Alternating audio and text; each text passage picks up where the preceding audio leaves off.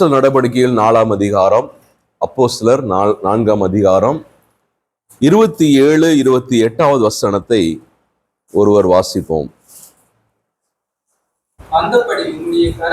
அந்தப்படி உம்முடைய கரமும் உம்முடைய ஆலோசனையும் முன் குறித்தவைகள் யாவையும் செய்யும்படி ஏரோதும் பொந்திய பிலாத்தும் புறஜாதிகளோடு இஸ்ரவேல் ஜனங்களோடும் கூட நீர் அபிஷேகம் பண்ணின உம்முடைய பரிசுத்த பிள்ளையாகிய இயேசுவுக்கு விரோதமாய் மெய்யாகவே கூட்டம் கூடினார்கள். அல்லேலூயா. ஒரு காரியத்தை, ஒரு வார்த்தையை இங்க உங்களுக்கு சுட்டி காமிக்கிறேன். 27 வசனம், உம்முடைய கரமும் உம்முடைய ஆலோசனையும். கர்த்தருடைய கரமும் கர்த்தருடைய ஆலோசனையும். கவனிங்க, கர்த்தருடைய கரமும் கர்த்தருடைய ஆலோசனையும் முன் குறித்தவைகள் யாவையும் செய்யும்படி. நல்லா கவனிங்க. அப்ப ஆண்டவர் ஏற்கனவே எல்லாவற்றையும் முன் குறித்து வைத்திருக்கிறார். ஆமேன். காலங்களையும் சமயங்களையும் முன்குறித்தது மட்டும் இல்ல, ஒவ்வொரு சம்பவங்களையும் கர்த்தர் முன்குறித்து வைத்திருக்கிறார். ஆமேன் சொல்லுங்க. அப்ப இயேசுவுக்கு மட்டுமல்ல, அவருடைய பரிசுத்த பிள்ளையாக இருக்கிற இயேசுவுக்கு மட்டுமல்ல, உலகத்தில் நடக்கிற அத்தனை சம்பவங்களும் ஏற்கனவே முன்குறிக்கப்பட்டவைகள். ஆமேன் சொல்லுங்க. அப்போ என் வாழ்க்கையில, உங்க வாழ்க்கையில நடக்கிற எல்லாமே ஏற்கனவே முன்குறிக்கப்பட்டவைகள். அப்ப ஏற்கனவே முன்குறித்து வைத்திருக்கிறார். புறஜாதிகள் சொல்லுவாங்க எல்லாமே தலையெழுத்துங்க அப்படிம்பாங்க, எல்லாமே தலையெழுத்துமாங்க. ஆனா வேதம் சொல்லுகிற காரியம் என்னன்னா, ஏற்கனவே எல்லாமே முன்குறிக்கப்பட்டவைகள், ஏற்கனவே முன்குறிக்கப்பட்டவைகள். அப்ப ஆண்டவர் ஏற்கனவே முன்குறிக்கப்பட்டவைகள் எப்படி ஆண்டவர் செய்கிறார்னா, அதில் வாசிக்கிறோம் 27 வசனம், உம்முடைய கரமும் உம்முடைய ஆலோசனையும். ஆமென். கர்த்தருடைய கரமும் கர்த்தருடைய ஆலோசனையும் முன்குறிக்கப்பட்டவள் யாவையும் செய்கிறார். அவர் கரத்தினால செய்கிறார். அவருடைய ஆலோசனையின்படி எல்லாமே நடக்கிறது.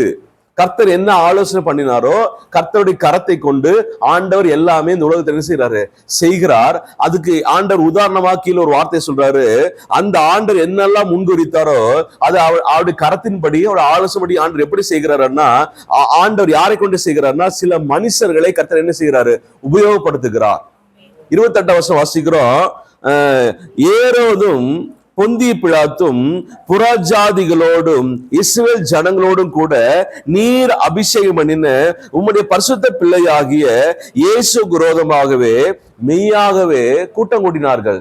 அப்ப இயேசுவுக்கு விரோதமாக ஒருத்தர் மெய்யாவே கூட்டம் கூட்டுறதுக்கு பொந்திய பிலாத்து, ஏரோது, அந்த ஜனங்கள், இஸ்ரவேல் ஜனங்கள், அங்க இருக்கிற மூப்பர்கள், அங்க இருக்கிற எல்லாரும் கூட்டம் கூட்டினாங்கன்னா இது யார் முன்குறித்தபடி? கர்த்தர் முன்குறித்தபடி. அப்ப கர்த்தர் முன்குறித்தபடி. ஏரோது நினைக்கலாம், நான் தான் இயேசுக்கு விரோதமாக சாட்சி சொன்னேன். பொந்திய பிலாத்து சொல்ல, நான் தான் இயேசுக்கு மரண தண்டனை நான் தான் என்ன செஞ்சேன், கட்டளையிட்ட விதிச்சேன், நான் தான் கையை கழுவி இயேசு கை கழுவி விட்டுட்டேன் அப்படின்னு அவன் என்ன வேணா அவனுடைய பார்வையிலும் சொல்லலாம். ஆனா அவனுக்கு தெரியாது, நான் என்னை கர்த்தர் முன்குறித்தபடி என்னை இயக்குகிறார் அப்படின்னு யாருக்கு தெரியாது, அவனுக்கு தெரியாது. ஏரோதை ஆண்டவர் அனுமதிக்கிறார், அவருடைய கரத்தின்படி ஆலோசனைப்படி கர்த்தர் என்ன செய்ய இயக்குகிறார் அப்படின்னு யாருக்கு தெரியாது, ஏரோது தெரியாது. அப்ப ஆண்டவருக்கு என்ன, என்னோட பரிசுத்த பிள்ளையாக இருக்கிற இயேசுவை என்ன செய்யணும், சிலுவையில அறையணும் அப்படிங்கிறது ஆண்டோட திட்டம். அது ஏற்கனவே முன்குறிக்கப்பட்டது, ஏற்கனவே ஆண்டவர் முன்குறித்து வைத்திருக்கிறார். அந்த திட்டத்தின்படிதான் ஆண்டவர் சில பேர் என்ன செய்யறாரு, உபயோகப்படுத்துகிறார். ஆமென் சொல்லுங்க. அப்ப ஆண்டவர் சில பேர் உபயோகப்படுத்துறார். இன்னைக்கு ஆண்டவருடைய சித்தத்துக்கு நேராக நம்ம வந்திருக்கிறோம்னா, இன்னைக்கு ஆண்டவர் நம்மை உபயோகப்படுத்துகிறார். நம்ம என்ன செய்யறாரு, உபயோகப்படுத்துகிறார். நமக்கு விரோதமா சில சூழ்நிலைகளை கர்த்தர் என்ன செய்யறாரு, உபயோகப்படுத்துகிறார். நமக்கு விரோதமா சில நபர்களை கர்த்தர் என்ன செய்யறாரு, உபயோகப்படுத்துகிறார். ஆமென். இந்த தெளிவு, இந்த வெளிப்பாடு தேவ பிள்ளைகளா இருக்கிற நமக்கு எப்பவுமே இருக்கணும். அப்ப எல்லாமே, எல்லா கண்ட்ரோல் யார்கிட்ட இருக்கு சொல்லுங்க, கர்த்தர்கிட்ட இருக்கு. அப்ப அவருடைய அனுமதி இல்லாம ஒன்றும் நடக்காது. அவருடைய அனுமதி இல்லாம எதையும் நாம் பெற்றுக்கொள்ள முடியாது. அவருடைய அனுமதி இல்லாம எது நடக்காது என்கிற தெளிவு, வெளிப்பாடு தேவ பிள்ளைகளா இருக்கு நமக்கு இருக்க வேண்டும். ஆமென்.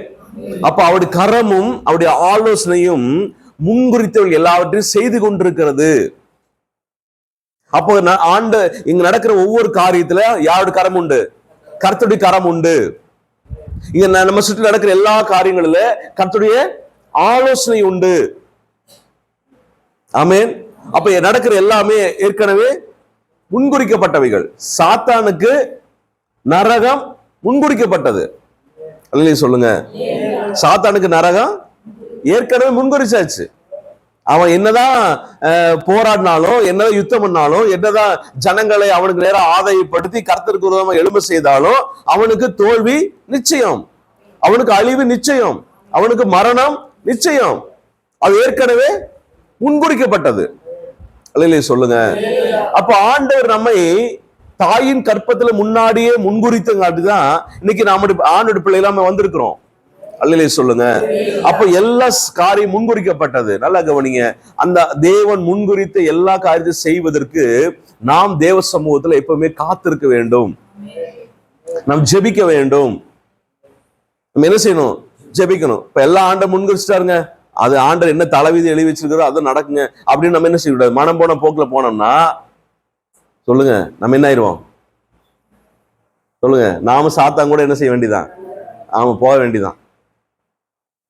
போன வாரம் பைபிள் ஸ்டடியில நான் சொன்னேன், ஆண்டவர் நல்ல விதத்தை விதைக்கிறாரு, நல்ல விததான் விதைச்சாரு. அப்போ நல்ல விதைக்கும் அந்த கலைகளுக்கும் என்ன என்ன வித்தியாசம்? நல்ல விதை யாரு அப்படின்னு போன வாரம் சொன்னேன். யார் வசனத்தை கேட்டு விசுவாசிக்கிறார்களோ, அவரை ஏற்றுக்கொண்டு அவருடைய வார்த்தைகளை விசுவாசித்து இயேசுக்காக வாழ ஒப்பு கொடுக்கிறாங்களோ அவங்க நல்ல விதைகள். அவங்கள யாருங்க? நல்ல விதைகள். ஆணுடைய வசனங்கள் யாரும் ஒத்துக்கொண்டு ஒத்து போகிறார்களோ, அவருடைய வழியில நடப்பதற்கு தன்னை அர்ப்பணித்து இயேசுக்காக அர்ப்பணிக்கிறார்களோ அவங்கள யாருங்க? நல்ல விதைகள். ஆனா கர்த்தருடைய வார்த்தைக்கு எதிர்த்து நின்று அதை ஏற்றுக்கொள்ளாமல் மனம் போன வாழ்க்கையில, அநியாயமான வாழ்க்கையில, துன்மார்க்கமான வாழ்க்கையில வாழுகிற எல்லாருமே கலைகள் என்று வேதம் சொல்லுகிறது. அவங்க எல்லாம் ஒரு நாள் ஆண்டவர் என்ன செய்வாரு? பிடுங்கி கட்டி என்ன செய்வாரு? நெருப்புல போட்டுருவார். நீங்க நானும் நீங்களும் ஆண்டவருக்கு ஏற்ற பிள்ளைகளாக விசுவாசித்து அவர் வார்த்தையை ஒத்துக்கொண்டு அவர் வார்த்தை கீழ்ப்படிந்து நாம் நடப்போமானால் சகலத்தையும் ஆண்டவர் நன்மைக்கு ஏதுவாக மாற பண்ணுகிற தேவன். நன்மைக்கு எதை என்ன செய்வாரு? மாற பண்ணுவார். நம்ம சில காரியத்தை நம்ம புரிந்து கொள்ளணும். ஒரு வசனத்தை படிக்கலாம். 130வது சங்கீதம், சங்கீதம் 130 3வது வசனம்.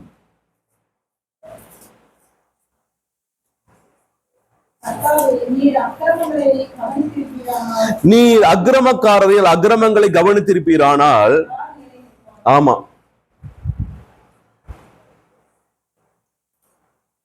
அல்லேலூயா சொல்லுங்க. இந்த காலையில சொன்ன அக்கிரமத்தின் நிறைவு, அக்கிரமத்தின் நிறைவு. இப்ப அக்கிரமத்தை பார்த்தாருன்னா உலகத்துல அத்தனை பேர் அக்கிரமக்காரங்க தான். அப்படிதானே?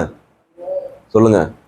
அக்கிரமத்தை பார்த்தாருன்னா உலகத்துல அத்தனை பேரும் அக்கிரமக்காரர் தான்.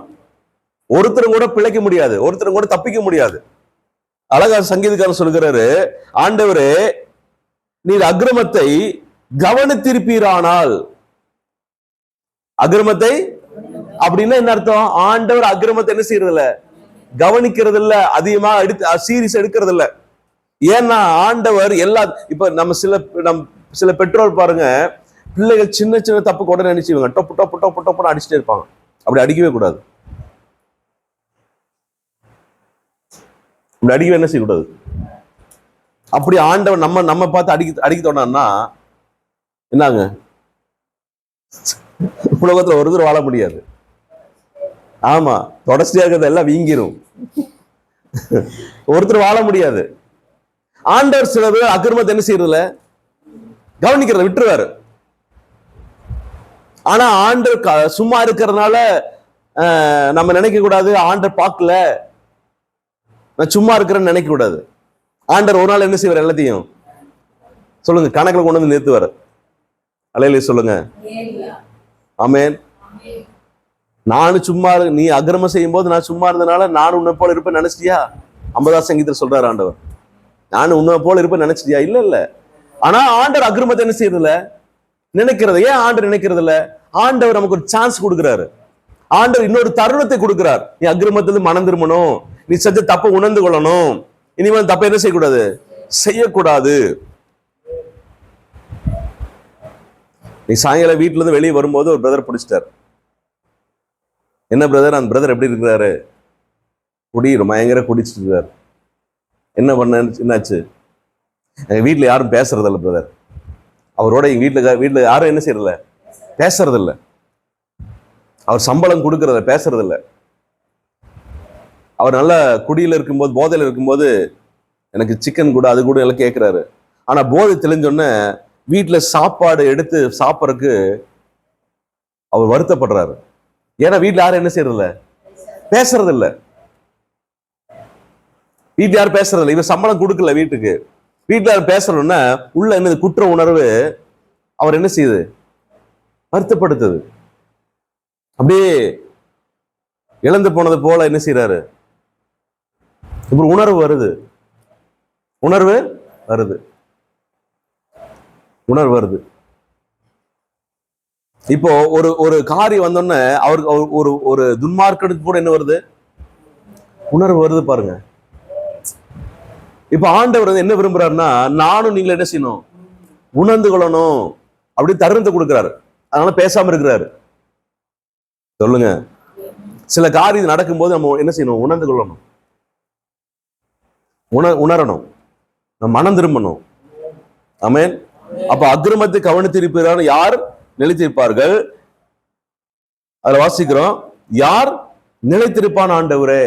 ஆனா நம்ம எப்படி ஜெபிக்கிறோம் அப்படின்னா, 139 சங்கீதத்துல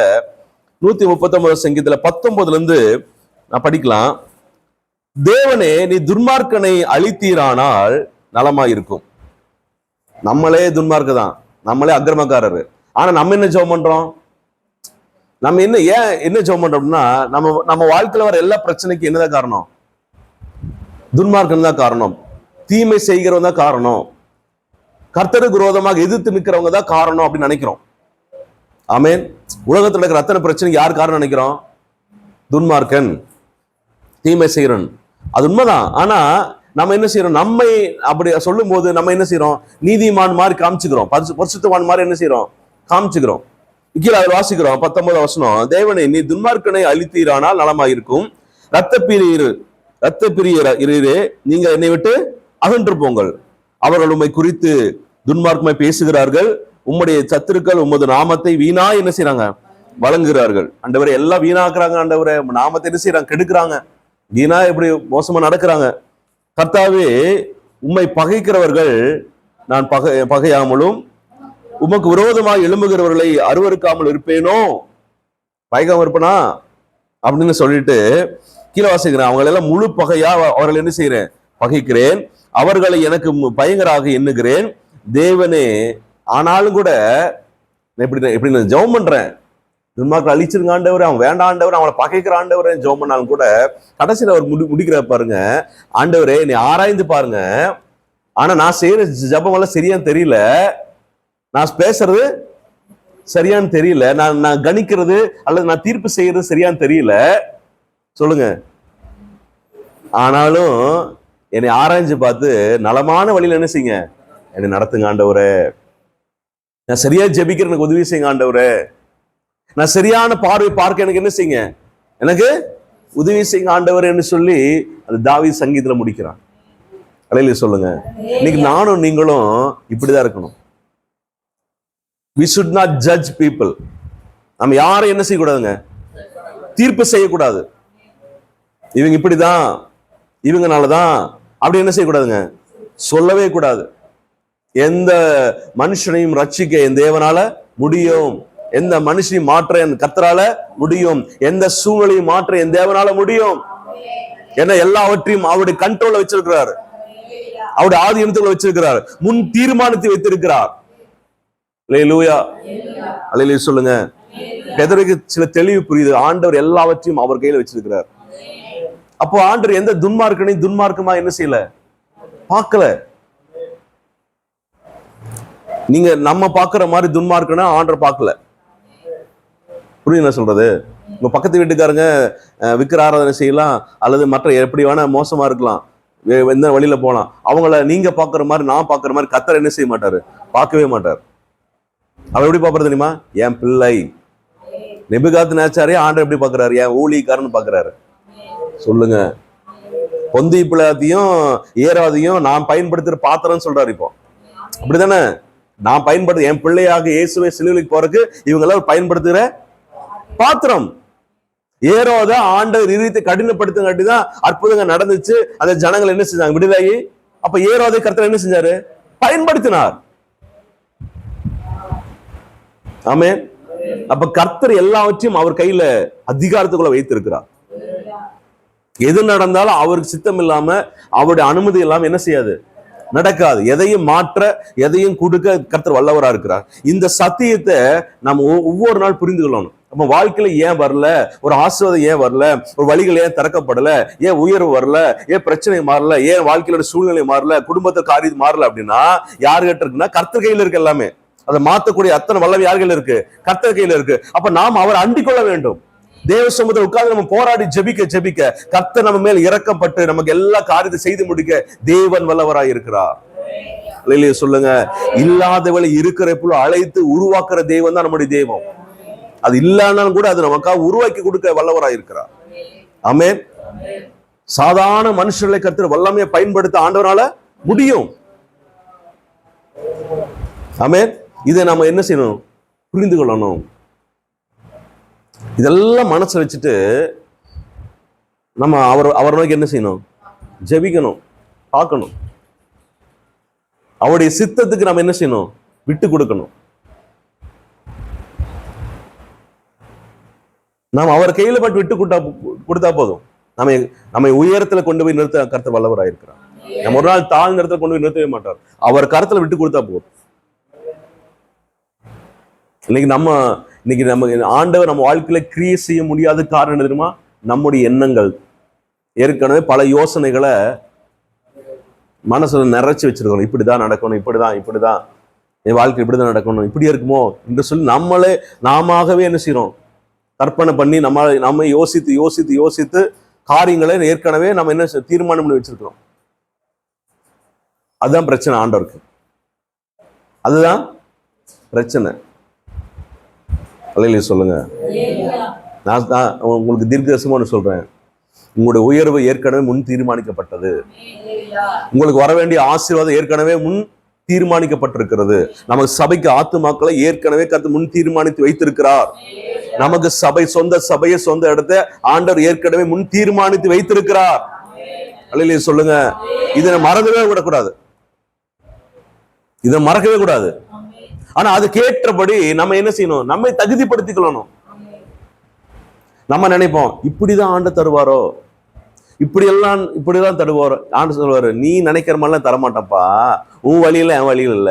நீ என்னெல்லாம் மனசு இப்படிதான் நமக்கு சபை கிடைக்குமோ, இப்படிதான் இந்த வழியில் இப்படி எல்லாம் நடந்துதான் நமக்கு அந்த காரியம் சந்திக்கப்படுமோ அப்படின்னு நினைப்போம். ஆண்டு சொல்லுவாரு, அப்படியெல்லாம் நான் செய்ய மாட்டேன்.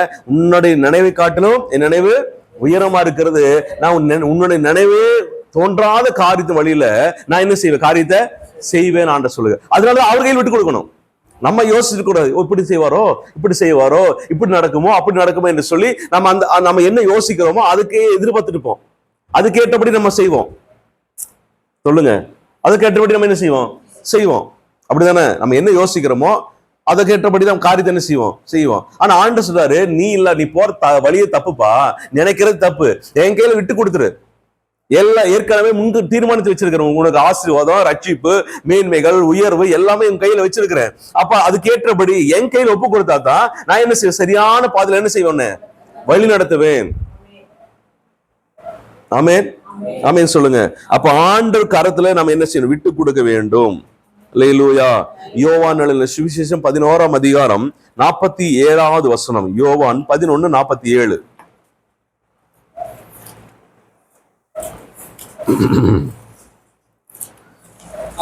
பிரதான ஆசாரியரும் பரிசேயரும் ஆலோசனை சங்கத்தை கூடிவர செய்து, நாம் என்ன செய்கிறது? இந்த மனுஷன் அநேக அற்புதங்களை செய்கிறானே, நாம் இவனை எப்படி விட்டுவிட்டால் எல்லாரும் இவனை விசுவாசிப்பார்கள்? இப்பொழுது ரோமர் வந்து போதும் வாசிக்கிறோம். அப்பொழுது பிரதான ஆசாரியரும் பரிசேயரும் ஆலோசனை சங்கத்தை கூடி வர செய்து, நாம் என்ன செய்கிறது? இந்த மனுஷன் அநேக அற்புதங்களை செய்கிறானே, நாம் இவனை இப்படி விட்டு விட்டால் எல்லாரும் இவனை என்ன செய்வாங்க? விசுவாசிப்பார்கள். அப்பொழுது ரோமர் வந்து நம்முடைய ஸ்தானத்தை ஜனத்தையும் அழித்து போடுவார்களே என்றார்கள். சொல்லுங்க. இவங்க ஒரு யோசனை பண்றாங்க. யாரு? பிரதான ஆசாரியம் பரிசேயர் சதிசேயர்ல உட்கார்ந்து அவங்க ஆலோசனை பண்றாங்க. ஆனா அவங்களுக்கு தெரியாது, இந்த இயேசு கிறிஸ்துவை கர்த்தர் முன்குறித்து வைத்திருக்கிறார். அப்படி யாரும் தெரியாது. சொல்லுங்க. என்னதான் ஆலோசனை பண்ணினாலும் சொல்லுங்க, நமக்கு விரோதமாக பிசாசு என்னதான் ஆலோசனை பண்ணாலும் சொல்லுங்க, நமக்கு விரோதமாக சூழ்நிலை எவ்வளவு எதிராக இருந்தாலும், நமக்கு விரோதமான காரியங்கள் எல்லாம் அடைக்கப்பட்டதாக இருந்தாலும் கூட கர்த்தர் எல்லாம் மாற்ற வல்லவராக இருக்கிறார். ஆமென் ஆமென் சொல்லுங்க. இவங்க எல்லாம் தீமை நினைச்சாங்க, ஆனா கர்த்தர் எல்லாத்தையும் என்ன செஞ்ச? அவருடைய சித்தத்து பிரகாரமாக வேற மாதிரி மாற்றி விட்டார். அல்லேலூயா அல்லேலூயா சொல்லுங்க. அதனால நம்ம ஒரு நாளும் சோர்ந்து போகவே கூடாது. ஒரு நாள் நம்ம என்ன செய்யக்கூடாது? அதைரியப்படக்கூடாது. ஒரு நாளும் இந்த 139வது சங்கீதத்தில் வாசிக்கிற பிரகாரமா என்ன செய்யக்கூடாது? நீ ஜெபிக்க கூடாது. துன்மார்க்கனுடைய ரட்சிப்புக்காக ஜெபம் பண்ணுங்க. பக்கத்து வீட்டுக்காரோட ரட்சிப்புக்காக என்ன செய்யுங்க? ஜெபம் பண்ணுங்க. ஆண்டவருக்கு விரோதமாக செயல்படுற ஒவ்வொருவருக்காக என்ன செய்யுங்க? ஜெபம் பண்ணுங்க. ஒரே ஒரு காரியத்தை சொல்லி முடிக்கிறேன். கர்த்தர் நம்முடைய ஜெபத்தை எதிர்பார்க்கிறார். ஆமென். ஆண்டவர் இந்த உலகத்துல செயல்படுவதற்கு ஜெபிக்கிறவர்களை கர்த்தர் பார்க்கிறார். ஜெபிக்கிறவங்க இல்லாம இந்த உலகத்துல ஆண்டு பரிபூர்ணமா செயல்படவே முடியாது. ஜெபிக்கிறவங்க தான் இந்த உலகத்துல கர்த்தருடைய சித்தத்தை கொண்டு வருகிற ஒரு வாய்க்கால்களாக இருக்கிறார்கள். நம்ம ஜெபிக்க ஜெபிக்க ஜெபிக்க ஜெபிக்க கர்த்தருடைய வல்லமை பெரிதாக காணப்படும். ஜெபம் எங்க குறையுதோ அங்க தேவ வெளிப்பாடுகள், தேவனுடைய செயல்கள் குறைந்து போய்விடும். ஆமென். எப்படி ஜெபிக்கிறது? நீ பிரச்சனை அதுதான். தவறான முறையில ஜெபித்து ஜெபித்து ஒரு நன்மையும் பெறாம இருக்கிற நிறைய பேர் உண்டு. ஆனா சிறிய சிறிய ஜெபம் தான் பெரிய நன்மைகளை பெற்றுக் கொள்கிறவன் உண்டு. ஆமென். நல்ல தெரிந்த வசனம், யோவான் எழுதின நிருபம்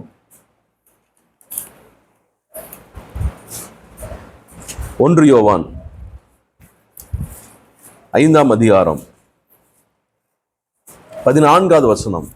1 யோவான் 5:14 நான் படிக்கிறேன். நாம் எதையாகிலும் அவருடைய சித்தத்தின்படி கேட்டால் அவர் நமக்கு செவி கொடுக்கிறார் என்பதே அவரை பற்றி நாம் கொண்டிருக்கிற தைரியம். அப்ப நமக்கு ஒரு தைரியம். என்ன தைரியம்னா, எதெல்லாம் ஆண்டோட சித்தம்படி கேட்கிறனோ அதுக்கெல்லாம் ஆண்டவர் என்ன செய்யறாரு? செவி கொடுக்கிறார். ஆமென். அப்ப ஆண்ட சித்தம்படி கேட்கலன்னா ஆண்டவர் என்ன செய்ய மாட்டாரு? செவி கொடுக்க மாட்டார். அவ்வளவுதான். அப்ப எதெல்லாம் ஆண்டு சித்தப்படி அப்ப இன்னைக்கு நம்ம பார்த்து ஒரு கேள்வி கேட்போம். நான் செய்கிற ஜபம் எல்லாம் கர்த்தர் சித்தப்படி நான் ஜெபிக்கிறேனா? எதெல்லாம் எந்த ஜபத்துல பதில் வரல அப்படின்னா கர்த்தர் சித்தப்படி ஜெபிக்கிறோமா அப்படிங்கறது ஒரு கேள்வி இருக்கு. நம்ம அப்பப்ப கேட்டுக்கணும். அல்லேலூயா சொல்லுங்க. கீழே வாசிக்கிறோம், நம்ம எதை கேட்டாலும் அவர் நமக்கு செவி கொடுக்கிறார் என்று நாம் அறிந்திருந்தோமானால். ஆமென். இப்ப நம்ம சித்தப்படி ஜெபம் பண்றோம். சித்தப்படி ஜெபம் பண்ணா எனக்கு ஒரு நம்பிக்கை உண்டு. நான் என் ஜபத்தை கர்த்தர் என்ன செஞ்சாரு? கேட்டாரு. இப்படி கேட்கிறாரு, என் ஜபத்துல ஆண்ட கேட்கிறான்னு நமக்கு ஒரு வெளிப்பாடு வந்துருச்சு அப்படின்னா அவன் என்ன செய்வோம்? இன்னும் உறுதியா இருப்போம், இன்னும் விசுவாசமா இருப்போம். ஆமென் சொல்லுங்க. அப்போ நம்ம எதை கேட்டாலும், அப்ப எதை கேட்கிறோம்? கர்த்தருடைய சித்தப்படி. கர்த்தருடைய சித்தப்படி நம்ம எதையெல்லாம் கேட்கிறோமோ அது எல்லாம் அவர் என்ன செய்யறாரு? நமக்கு செவி கொடுக்கிறார் என்று நாம் அறிந்திருந்தோமானால் அவரிடத்தில் கேட்டவைகளை பெற்றுக்கொள்வோம் என்றும் அறிந்திருப்போம். ஆமென். இப்ப உங்களை பார்த்து கேட்கிறேன், எத்தனை பேர் ஜெபம் முடிச்சதுக்கு அப்புறம் என் ஜெபத்துல ஆண்ட கேட்டார் அப்படிங்கிற வெளிப்பாடு வருது. நான் சொல்ற வெளிப்பாடு, என் ஜெபத்தை ஆண்ட கேட்டாருங்க. அண்ணாள் ஜெபம் பண்ணாங்க, அண்ணாள் அழுது ஜெபம் பண்ணாங்க. அதுக்கு முன்னாடி பல முறை ஜெபம் பண்ணியிருப்பாங்க, பல ஆண்டுகளா ஜெபம் பண்ணியிருப்பாங்க. ஆனா இந்த முறை ஜெபம் பண்றாங்க. ஜெபம் முடித்ததுக்கு அப்புறம் அவங்களுக்கு வெளிப்பாடு வந்துருச்சு, என் ஜெபத்தை ஆண்டவர் கேட்டார், அவ்வளவுதான். he has received the prayer. இப்ப கேட்டார்னா அந்த அம்மாக்கு என்ன என்ன நிச்சயம் வந்துச்சு, என் ஜெபத்துக்கு பதில் கொடுப்பார், அவ்வளவுதான். வந்ததுக்கு அப்புறம் வேதம் சொல்லுகிறது, அவள் துக்க முகமாக இல்லை, அழுது கொண்டு இல்ல. புரியுது சொல்றது? இன்னைக்கு நம்ம அந்த வெளிப்பாடு வேணும். இப்போ நமக்கு ஒரு பிரச்சனைக்காக நம்ம ஜெபிக்கிறோம்னு வச்சுங்க, பிரச்சனைக்காக நம்ம ஜெபம் பண்றோம். அந்த ஜெபத்தை ஆண்டவர் கேட்டார்னா நமக்கு என்ன வந்துடும், என்னோட என்னெல்லாம் நான் ஜெபிச்சனோ அந்த பிரச்சனைக்குள்ள தீர்வை கர்த்தர் என்ன செஞ்சாரு, கொடுத்துருவார் அப்படின்ட்டு நம்ம என்ன செய்வோம், மற்றவங்க எல்லாம் கலங்கிட்டு இருப்பாங்க. நம்ம பதில் பெற்றவன், அந்த வெளிப்பாடு பெற்றவன் எப்படி இருப்பான்?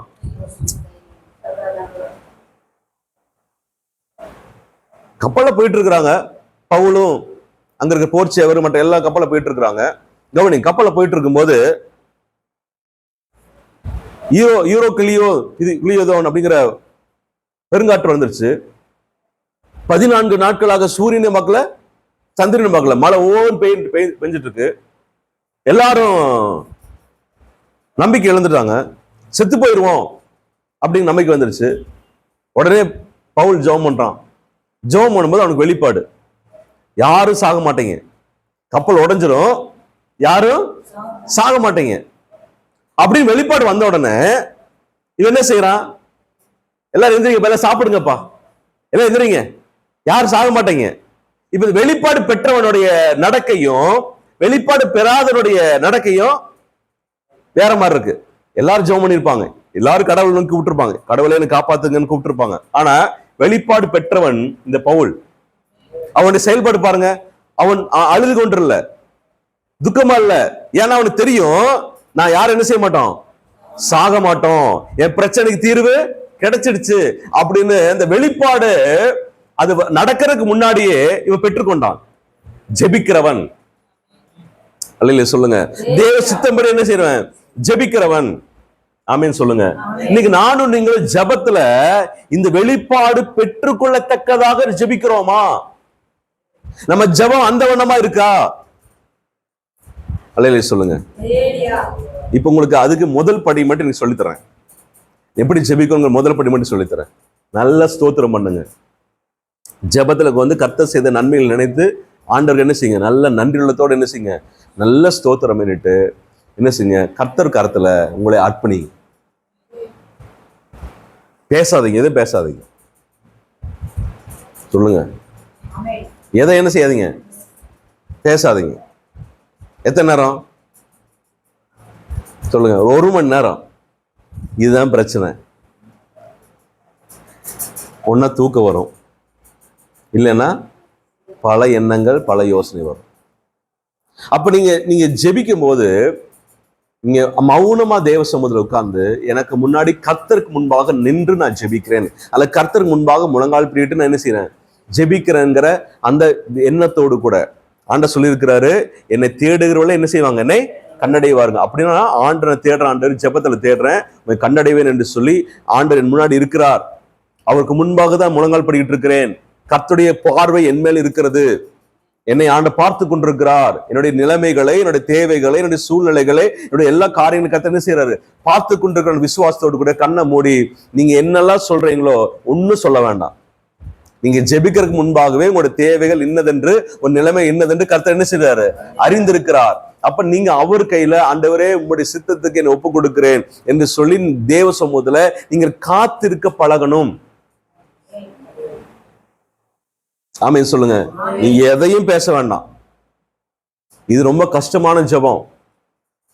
நான் சொல்ற ஜெபம் 1 மணி நேரம் நல்லா பாடி ஜெபம் பண்ணிடுவோம், 1 மணி நேரம் நல்ல ஸ்தோத்திரம் பண்ணா ஜெபம் பண்ணிடுவோம், 1 மணி நேரம் நீங்க ஜெபம் பண்ணுங்க, மற்றவங்களுக்காக ஜெபம் பண்ணிடுவோம். ஆனா தேவ சமூகத்தை விட்டு கொடுத்து காத்திருந்து எதையாகிலும் அவருடைய சித்தம்படி கேட்டால், அந்த சித்தத்துக்காக ஜெபம் பண்ற ரொம்ப கஷ்டம்.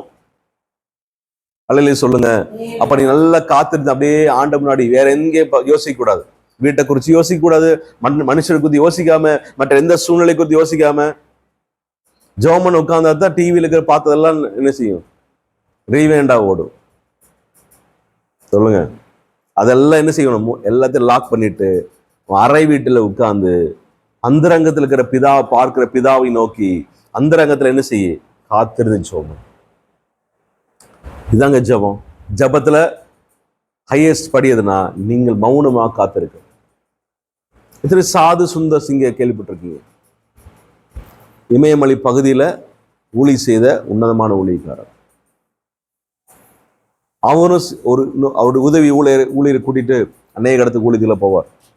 ஒரு நாள் தேவ சமூகத்தில் காலையிலேருந்து சாயங்காலம் வரைக்கும் கடுமையான பாதையில் நடந்து திரிந்து ஊழி செய்வாங்க.